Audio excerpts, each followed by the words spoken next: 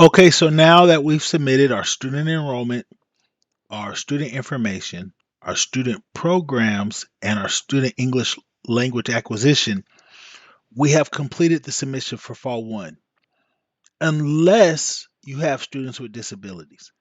And of course, the majority of us will have students with disabilities, all right? So let's look at their data. Although that data is not coming from our student information system, and we're not going to cover data population, I do want to emphasize the special education's data coordinator's involvement.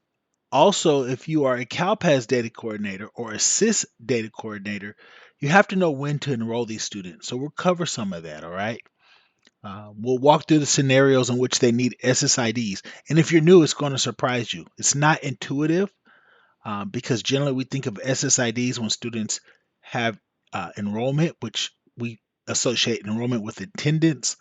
But remember, the services that students with disabilities are entitled to supersedes enrollment and attendance. They can receive services at home. All right. So we'll scroll down and we have the students with disability status, the special education meeting, the special education plans, and the special education services.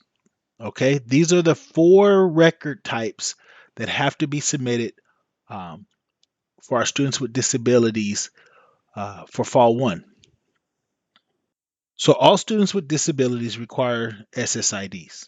And often this is even before they step foot into the classroom.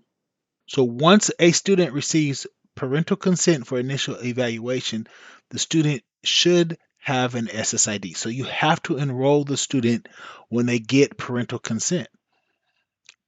And the reason why is you can't submit a meet record, even if it's pending. You can't submit that without an SSID. That information cannot get into CalPADS unless the student has an SSID. And we need to track pending students. Okay? So you have to get an SSID. You can't wait for enrollment. You need to submit those records. So your infants and toddlers, those are students who are below the age of 35 months. They're reported in CalPADS with infant. They're required. Preschool students, those students that are not in TK that are ages 3 to 5, they require SSIDs. They'll be on IEPs. And school age students, those that are TK through 12th grade, those students can be anywhere between 4 to 22 on IEPs and ISPs. They require SSIDs. So for students' initial enrollment in CalPADS, if they're not previously enrolled, sometimes students are identified for as students with disabilities or tested after they start school. But for students who are enrolled and they're not school age, the enrollment start date should reflect the date of parental consent. So you need to know that. This information is coming from the student information system. All right, so your infants and toddlers, right? There is no toddler grade level, so they're all going to be infants. These are, again, students that are under 3. They're going to be on an IFSP. You're going to enroll them with the enrollment status code 50, non-ADA. Grade level again is IN infant, and most likely they're going to be enrolled at the district or the COE. Again, these are students who might be receiving services. Preschool students, these are students who are age 3 to 5. They're going to be on IEPs, right? They're going to be enrolled with the enrollment status of 10, grade level PS, and you can assign them to a preschool CDS if you have one or your district code. Now, let's talk about the school age students, which the majority of our students with disabilities are. The school age students in public schools, they are on IEPs. They're enrolled with a primary enrollment status of 10, grade levels TK through 12, and whatever school they are attending or is providing their majority of their services would be the school code they're reported at. And then your school age students who are private school students, right? They don't attend your district in the classic sense. They're not enrolled in the classic sense. However, because you are the District of Special Education Accountability. We have to track these students. And so these students are on an ISP. They're enrolled with a 50 non-ADA enrollment. These students are school age, so that means they're in grade levels TK through 12. And you're going to enroll them with the private school group code of 6 zeros followed by a 2. 000000002. All right? That's how these students are going to be enrolled. If a student is referred for evaluation and the student is never evaluated and the parents decline, you can always go back and give that student a no-show exit, and the special education data coordinator can delete that pending record. All right, so let's look at the flow of data. All right, so your district gets notice of consent. That triggers your special education data coordinator to submit a meet record. What's significant is the pending date. So the result of the meeting activity evaluation code, the meeting activity plan indicator, things like that, the evaluation outcome won't be populated in that record because it's just pending. It hasn't happened yet.